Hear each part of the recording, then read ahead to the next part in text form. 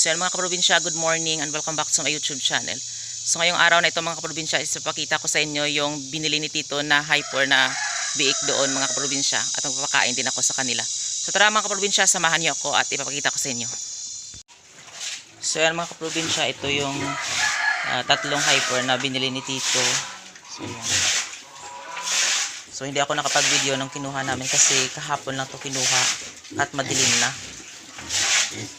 Yung nakarating dito mga kaprobinsya. Ayan. Mahal na ito mga kaprobinsya. Ngayon dito sa amin yung ganitong ori ng ng biik is 6.5 na per head mga kaprobinsya. So ayan. Ito naman yung yung native pigs na crossbreed na sa sa Dorok mga kaprobinsya. So ayan, malaki na siya. Ayan. So ito, kahapon din ito mga kaprobinsya kinuha. Ayan, so hindi sila pinagsama-sama dito kasi magkapatid itong tatlo at ito naman mga kaprobinsya is hindi nila ito kapatid. So ito is anak ito ni Bori. Ayan, sabi nulugan niya. Pero yung yung nanay na yon mga kaprobinsya is may siya, crossbreed na rin siya sa sa Dorok. Tapos si Bori is hindi rin siya pure na na native na na Barako. So ito ang kalalabasan mga kaprobinsya. Mas malaki na talaga. So ito is 1 month and half. Yan.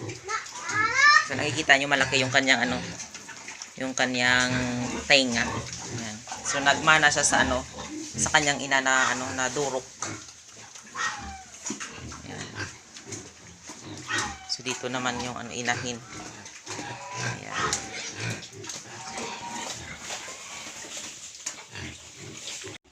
So yan mga kaprobinsya, ito yung kulay brown na na gawin kong inahin. So ngayon buntis na ito siya. Nung isang buwan na ngayon siguro buntis na ito. Ayan. So malaki na siya. So ito ako na lang ito nagkumpuni, ayan, para mailipat dito. So ayan, meron ako kasamang bata na makulit. At dito siya noon nilagay mga kaprobinsya. So ngayon nilipat dito para kahit papaano kapag manganak na siya is dito na lang siya manganak. Kasi dito rin noon yung dito rin noon yung isang inahin ko na kulay kulay itim. Dito rin sila pinapaanak. So ganyan lang space. Para kapag manganak siya is malawak. At dito naman is nilinisan ko kasi dito yung nilagay yung isang biik na hyper. Ayan. Wala na dito yung dalawa.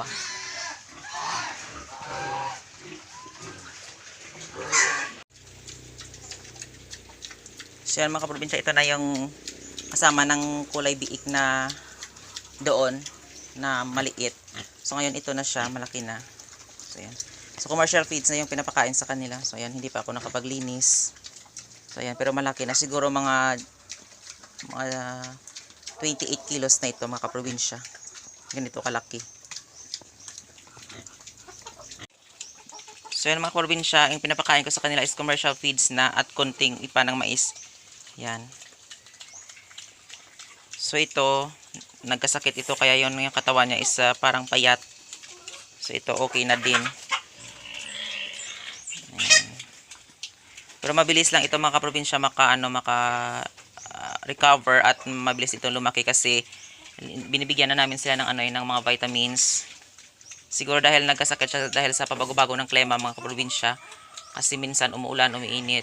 So yung klima is hindi na minsan maganda. So kailangan talaga kahit native, pero hindi na sila ito native na pure native, is meron na silang na crossbreed na sila sa mga sa mga malalaking baboy. So yan, meron ako kasama na makulit. Ayan. So yan mga kaprobinsya, ito na ngayon si Bori. Ayan, malaki na siya. So kasi nilipat namin dito si Bori kasi marami na doong laman yung mga yung kural doon sa sa itaas. So ngayon dito na lang si Bori. Kahit papaano mga kaprobinsya is okay na din siya dito. So ayan.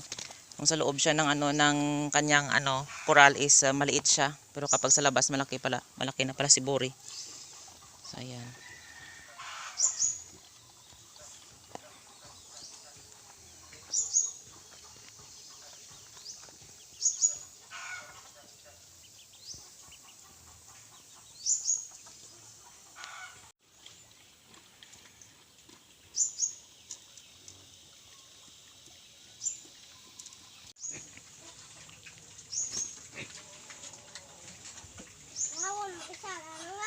Oo. So, ayan, pinapakain na yung kanyang alagang itik. Ayan. So, ganito, tatlo na lang sila mga kaprobinsya kasi yung isa is namatay. Tapos yung isang inahin doon is meron siyang itlog. So, naglilimlim doon sa puno ng kawayan.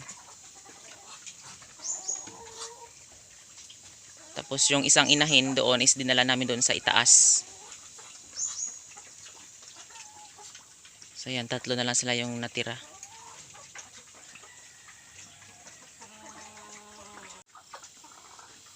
So, ayan, yung pinapakain niya yung kanyang alagang manok.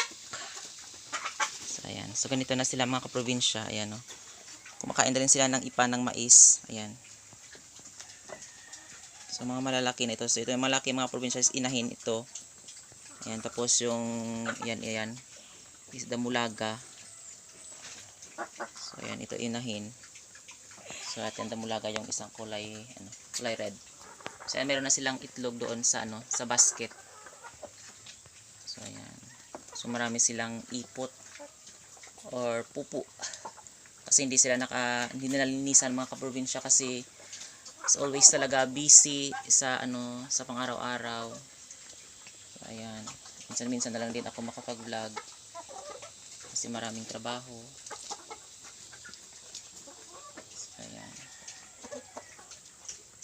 So, ayan, kahit papaano mga kaprobinsya, pinapakain ko rin sila ng ganito. Tapos araw-araw meron na silang itlog. Ayan, na binibigay sa akin. So, meron na akong pang-ulam sa pang-araw-araw. Ayan yung kanilang itlog mga kaprobinsya. So, madami na kasi sila nangingitlog eh. Is isa, dalawa, tatlo, apat sila nangingitlog araw-araw. So, ayan. So, hindi na lang ako pumasok doon kasi mga mailap sila. Kapag pumasok ko doon mga kaprobinsya is nagsiliparan sila. So, mabulabog yung kanilang yung kanilang pag-iitlog. So, sa isang araw kapag ganyan mga kaprobinsya, hindi na sila nangingitlog. So, next day naman sila mangingitlog. Kasi na parang sila nagulat. Ganyan talaga. So, ayan.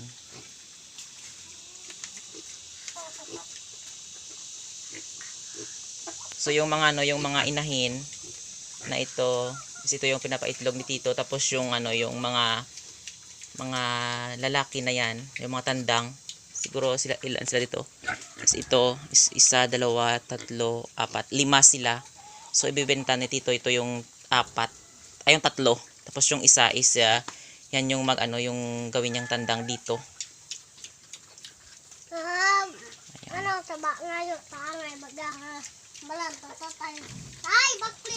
Ito yung makulit na kasama ko.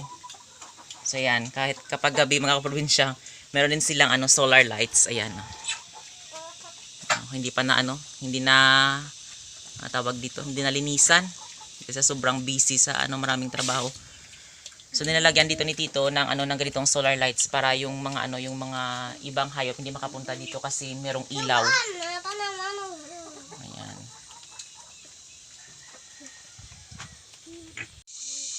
So, yan yung batang makulit. Pagkatapos niyang pakainin yung kanyang alagang itik at baboy is umakyat sa puno ng aratilis. So, ayan.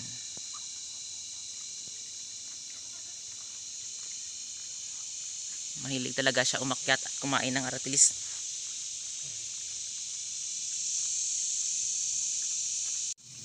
Ayan, pababa na. Ayan, bilis lang. Ayan. Sana yung aratilis? Pinin mo. So, nanood siya sa akin kasi hindi siya marunong magtagalog. Ayan, hindi niya ako pinapansin. Akala niya kung ano yung sinasabi ko. Ayan, pinakain niya sa alaga niyang itik. Kainin mo. Kainin mo. Kainin mo. Kana. Ayan, te.